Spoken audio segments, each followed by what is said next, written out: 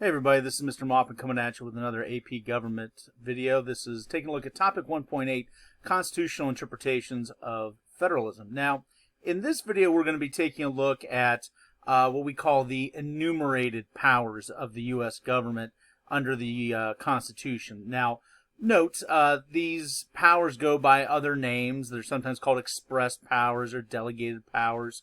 All that this means is that these are powers that are found in writing, black and white, clear as crystal, in Article 1, Section 8 of the U.S. Constitution. There's no question as to whether these powers exist.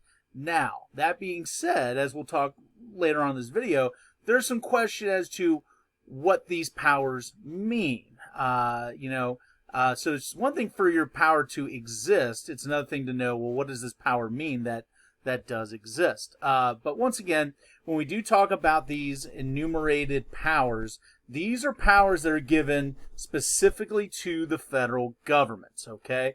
So in other words, these are things the federal government can do. Now, there are a whole bunch of powers that are actually that actually exist. We're not going to hit all of them, but we're going to hit the highlights. Now, as we're going through this, I always tell students, try to make sure that you know at least 3 enumerated powers. At least 3. That's the bare minimum.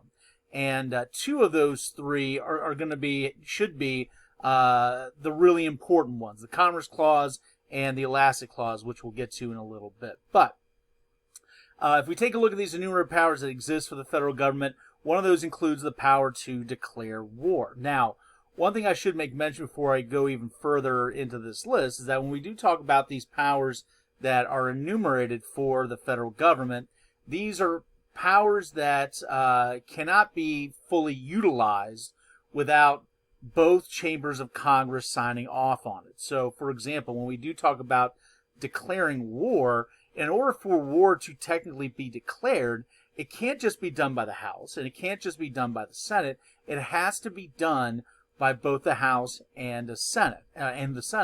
And note also that all of these powers that we're talking about right here are those that require just a simple majority of each chamber to achieve. So if you do want to formally declare war, you got to have a simple majority of the House and a simple majority of the Senate for that to actually happen. Okay? Now, when we do talk about declaring war, note this is not to be confused with the President's Commander-in-Chief authority, what some might call the ability to make war. This is the declaration of that war. Congress does not dictate, troop movements and things like that. But also note that when we say declaring war, this is a formal thing. It's not just, an agreement to use troops somewhere. Though presidents have generally, historically, tried to get some sort of tacit approval by Congress to actually use troops in any kind of significant way. With regards to declaring war, the last time we actually formally declared war, this might be a surprise to some of you, was back in 1941. This was in World War II, shortly after the attack by the Japanese at Pearl Harbor. Congress will declare war to get us formally into World War II. We have not formally declared war ever since. Now, that's not to say we haven't been engaged in any serious military conflicts since then. We've been in several. You've got, Korea, Vietnam, Persian Gulf War, Afghanistan, Iraq, etc. And even though, in those cases as well, you've had, some degree of congressional approval, like the Gulf of Tonkin resolution for Vietnam, for example, those have not been instigated with a formal declaration of war. Now, something else that goes into, the military is that it does specifically mention in Article 1, Section 8 that the federal government does have the power to raise an army and a navy. Now, this is significant in part because this was something that the federal government did not enjoy under the old Articles of Confederation. But now we have a federal and national army and navy at our disposal. This is going to provide more security, stronger ability to defend the nation's interests with that existing. Now, another formal power that exists under Article 1, Section 8, and this is one of the 2 really big ones that you really got to know. This is dealing with commerce. So it says in the U.S. Constitution that Congress has the power to regulate foreign commerce, meaning trade with the U.S. and any other foreign country. But the more important one is the power to regulate interstate commerce. Now, on the surface, commerce simply means business, trade. On the surface, interstate commerce simply means trade between states. So, I might be, harvesting lumber in Oregon and then shipping it to be assembled as part of a pencil in a pencil making factory in Indiana.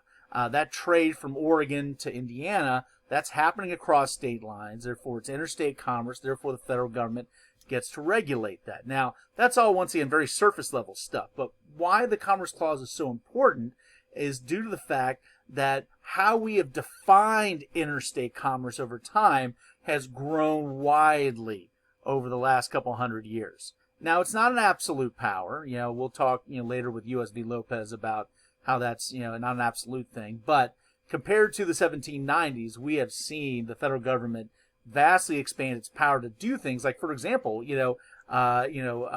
create civil rights legislation via the Commerce Clause.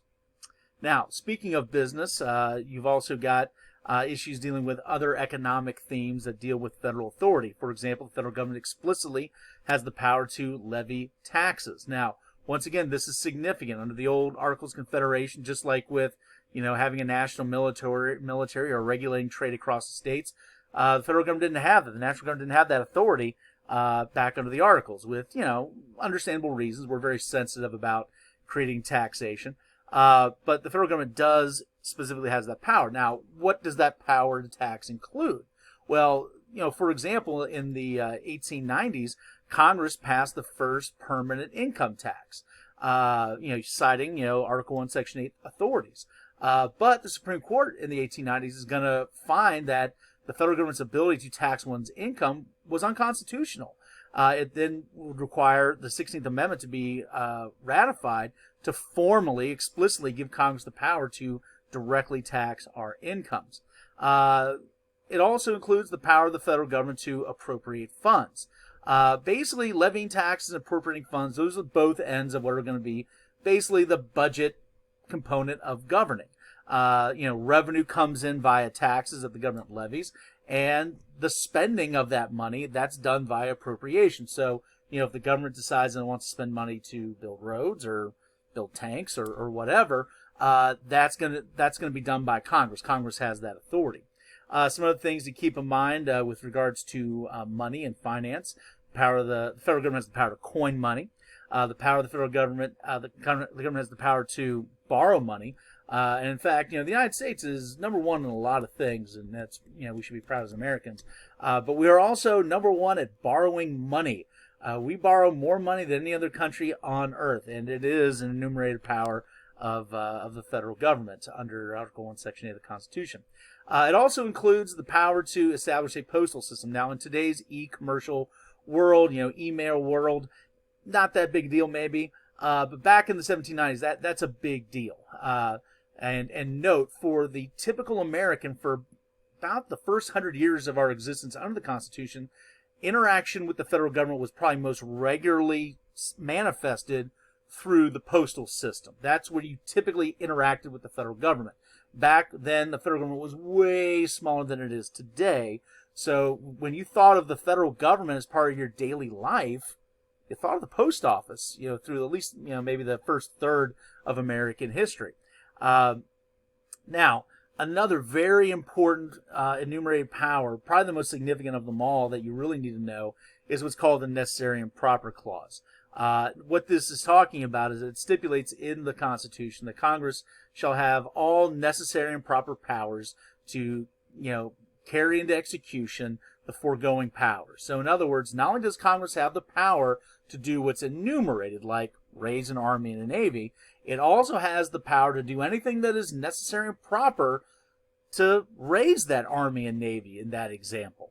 And that ability to create powers that are connected to the enumerated powers, these powers are what we call implied powers, because they're not enumerated. You're not going to find them in writing the Constitution, but because the Constitution gives Congress the ability to create all necessary and proper powers to carry out the enumerated powers, that's going to give you more powers, many more powers in reality than what are just simply enumerated. And because of the necessary and proper clause's ability to really, expand the power of the federal government, to stretch it out, to be able to do a lot more things other than what is just, very clearly enumerated, that's why it's going to get the nickname the Elastic Clause. It really stretches out the government's authority. So to give you an example, probably the easiest example to think of when we think of an implied power is that, once again, when you look at the enumerated powers, you've got the power of the federal government to create an army and a navy. No question. But using the necessary and proper clause powers, it also gives the federal government the ability to do whatever it deems necessary and proper to create that army and navy, including conscription, the power to create a military draft, the ability to eventually create the selective service. The idea being that these are powers that would be deemed necessary by Congress to be able to raise an army and navy. Now, no, all of these implied powers are under constitutional scrutiny by the courts to determine if they're in violation of the Constitution. But the fact that we have a Congress that has the ability to conscript, draft people into the military involuntarily, and note that it is constitutionally upheld, that is because of the necessary and proper clause. Now, when we do talk about this necessary and proper clause and its ability to really stretch the power of the federal government, it then does raise some important questions in terms of, how much power should this federal government have? How much authority should it have? How far should we be able to stretch the necessary and proper clause? How far should we be able to stretch the commerce clause? And there are those, like Alexander Hamilton in the 1790s, that believe that there should be vast stretches of that power. The federal government should be able to broadly expand using what's enumerated under the commerce and necessary proper clause. We call these folks loose constructionists. They believe that the federal government needs to be big, it needs to be robust, it needs to be able to stretch its authority to provide what the government needs, be it security, be it economic success, et cetera, et cetera, to create unity amongst the states, whatever. And note, we very much live in a loose constructionist world today that Hamilton kind of supported. But still, though, even with that being the case, we still have this classic debate between the loose constructionists and those kind of like Jefferson and then eventually Madison as well, that we would call strict constructionists, folks that believe that the federal government's power should not be stretched very far. Loose constructionists kind of have the idea that, though it's not absolute, it's kind of the mindset that, hey, pretty much, as long as the Constitution doesn't say the federal government can't do it, it should probably be able to do it. Strict constructionists are the opposite. Their basic gist is that, no, unless the federal government has explicit authority to do something, then the federal government should be able to do it. It should only be then done by the states, therefore basing a lot more authority at the state level and limited at the federal level. And it kind of makes sense. These are folks that are kind of paranoid from the days of colonial rule and want to make sure that our rights are not trampled on by a faraway federal government. But note, the loose constructionists, they're of course remembering the days of the Articles of Confederation when things were seemingly at a whack, when states had final sovereignty, final authority, and you couldn't have protection of property, you couldn't have a functioning currency, economic system. So understand that both of these camps have legitimate bases for where they're coming from. When we do look at the strict constructionists, a lot of what kind of provides basis for the legitimacy of their argument is what's called the compact theory, which is basically the argument that the U.S. Constitution was created, according to these folks, by the states, that the states created it. Therefore, the states decide what the Constitution really means. And that's significant because it's basically saying that if there's any question as to whether or not something that Congress is doing is constitutional or not, then the states get to decide themselves. And if a state believes that what Congress is doing is unconstitutional, then they have the ability to reject that. That's called nullification.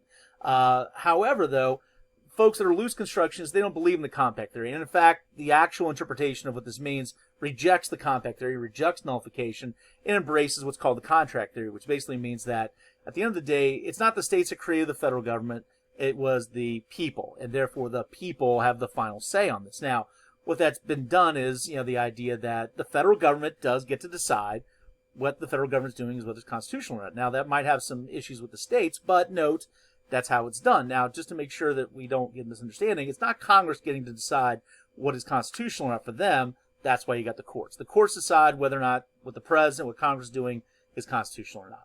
Anyhow, I know I rushed through that at the very end, but I wanted to get it in within 15 minutes. We'll see you next time. Bye-bye.